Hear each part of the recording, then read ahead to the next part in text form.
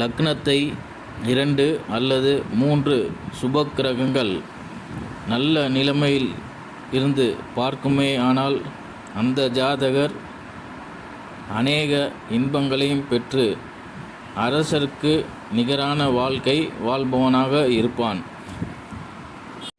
இந்த உதாரண ஜாதக கட்டத்தில் மீனத்தை லக்னமாக கொண்டு குரு பகவான் விருச்சிகத்திலிருந்து 5ஆம் பார்வையாக மீனத்தை பார்க்கிறார். புதனும் சுக்கிரனும் கன்னியிலிருந்து மீனத்தை பார்க்கின்றனர், அதாவது லக்னத்தை பார்க்கின்றனர். புதன் உச்சம், சுக்கிரன் நீசம், கன்னியில் நீசபங்க ராஜயோகம் அடைகிறார். சுக்கிரன் அநேக இன்பங்களையும் செல்வங்களையும் இவர் பெற்றாலும் புதன் பாதகாதிபதி மாரகாதிபதி ஆகிறார். சுக்கிரன் ஆயுள் ஸ்தானாதிபதி ஆகிறார். ஆகையால் புதன் திசையிலோ அல்லது சுக்கிர திசையிலோ இவருக்கு அநேக செல்வங்கள் இருந்தாலும் திடீரென மாரகம் ஏற்பட வாய்ப்புண்டு.